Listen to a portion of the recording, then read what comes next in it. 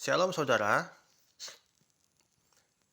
episode kali ini kita akan membahas tentang tuduhan antikristus terhadap Tritunggal. Jadi kita di sini sering kali dihina ya, sebagai orang yang nggak pandai matematika katanya, bodoh katanya, nggak tahu berhitung ya. 1 tambah 1 sama dengan 3 bukan 1 katanya. Jadi akar masalahnya di sini saudara. Jadi kalau di Kristen itu kan kita kenal ada Tritunggal ya. 3 tapi 1 ya. Cuman itu 3 tapi 1. Oke. Ya 3 3 1 1 kayak gitu. Itu berhala katanya. Itu agama pagan itu. Itu nggak logis katanya. Nggak matematis katanya. Nggak scientific katanya. Ya oke lah. Terserah mereka lah ya. Oke. Siapa sih sebenarnya yang lebih logis dan scientific? Nanti kita buktikan sendiri ya. Nah, teman-teman, jadi pernyataan iman kita itu tentang Tritunggal itu mereka buat dalam suatu persamaan linier gitu. Wah, enak banget dibuat persamaan linier ya. Jadi Bapa ditambah Putra ditambah Roh Kudus ya. Nah, ini kan 3 nih. Ini 3 katanya. Kenapa 3? 1 tambah 1 tambah 1. Berarti kan langsung koefisiennya dimasukkan ke dalam mode hitung ya. Sementara variabel Bapa berapa nilainya itu nggak dimasukkan. Nah, padahal syarat dalam persamaan linear itu kan variabel dikalikan dengan koefisien atau konstanta, ya kan? Baru ditambahkan dengan suku hitung yang selanjutnya gitu. Nah, ini kan sebenarnya sudah menyalahi persamaan linear itu sendiri ya, saudara-saudara. Di sini aja kita udah paham bahwa mereka itu cacat logika gitu. Mereka pandai berhitung ya. Sama saking pandainya berhitung ya, sampai yang tidak bisa dihitung mereka gitu. Nah, itulah saking pintarnya mereka di sana itu kan gitu. Sama kayak episode kemarin ada seorang saya katakan ahli filologi ya, dosen ya, dari katanya sih kampus negeri di Jawa sana. Ahli filologi loh, ahli tata bahasa kuno ya, asal mula suatu bahasa. Tapi dia nggak paham pelajaran yang namanya posisi adjektif yang kelas 1 SMP gitu. Nggak paham. Apalagi lah ini ya gitu. Kita nggak tahu nih profesor doktor mana nih yang buat persamaan linear ini ya gitu. Oke, tapi kita jawab ini secara matematis. Oke, set kedua. Nah, saudara nanti lihat di Yohanes 10 ayat 30 dikatakan di situ aku dan Bapa adalah satu. Jadi kalau kita baca nanti dari atas ya, dari judul perikop, ini tentang gembala yang baik ya. Bagaimana Yesus menggambarkan diri sebagai gembala baik. Ya, dia sebagai pemilik kawanan domba tadi gitu. Dan dia menyatakan dia dan Bapa adalah satu. Lalu di bawahnya ceritanya diterangkan bagaimana Yesus itu dilemparin oleh kelompok Yahudi karena dituduh menghujat Allah gitu. Ya sama juga kayak orang-orang antikristus ini, mereka gak bisa memahami aku dan Bapa adalah satu gitu. Gak bisa, kenapa? Karena konteks pemikirannya itu ya sama kayak antikristus, jahiliyah kan gitu, terlalu sok pintar kan gitu. Nah, kita pun mungkin gak paham nih, aku dan Bapa sama dengan adalah satu. Apakah ini berarti berapakah nilai aku, berapakah nilai Bapa gitu? Pasti begitu pemikiran kita sebagian kan? Oke. Nah, berapa nilai Bapa dan berapa nilai anak itu diterangkan Yesus dalam Yohanes 14 ayat 10. Ya, ketika Filipus mempertanyakan, "Guru, tunjukkanlah pada kami di manakah Bapamu itu?" Gitu. Lalu dibilang Yesus kan, "Tidak percayakah kamu bahwa aku di dalam Bapa dan Bapa di dalam aku?" Nah, sudah berapa lama kamu ikut aku Filipus yang gitu.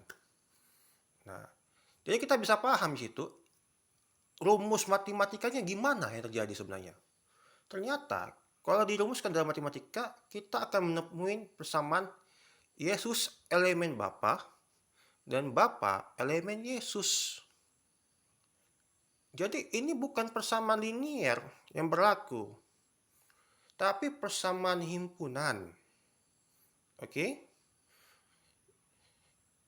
Jadi kita nggak perlu lagi mempertanyakan berapa nilai anak dan berapa nilai Bapa. Karena Yohanes 14 ayat 10 sudah menjelaskan, ya, Yesus elemen Bapa, Bapa elemen Yesus, kan gitu. Nah, apa yang terjadi ketika ada persamaan di mana A elemen B dan B elemen A? Yang terjadi adalah suatu peristiwa yang kita kenal di diagram pen, ya. Jadi kalau kita bicara himpunan itu kita nggak berhitung, tapi main dalam diagram pen, ya. Kita akan menemukan hubungan yang disebut dengan himpunan sama. Jadi kalau himpunan sama itu nggak bisa ditambahkan gitu, nggak bisa dikurangkan. Kenapa? Anda nggak bisa ditambahkan dengan diri Anda sendiri. Anda cuma satu. Mau ditambahkan dengan Anda yang mana lagi gitu? Betul tidak?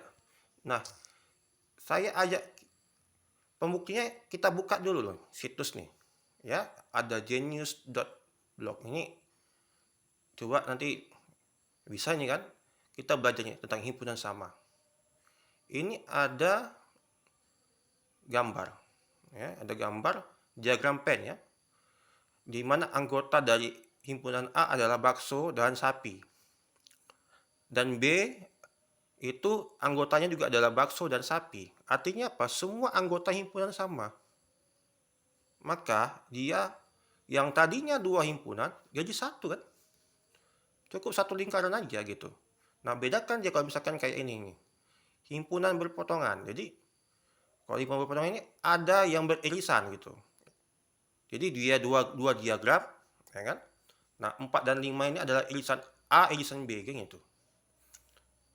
Nah, sementara 1, 2, dan 3 adalah himpunan A yang bukan irisan. Lalu B adalah himpunan B itu ada 6 dan 7 yang merupakan anggota himpunan B yang bukan irisan gitu. Nah, tapi kalau ketika dia himpunannya itu anggotanya semuanya sama, maka dia menjadi satu. Jadi Anda tidak bisa ditambah dengan Anda. Anda tidak bisa dikurangi dengan Anda gitu. Nah, kita balik ke sheet selanjutnya.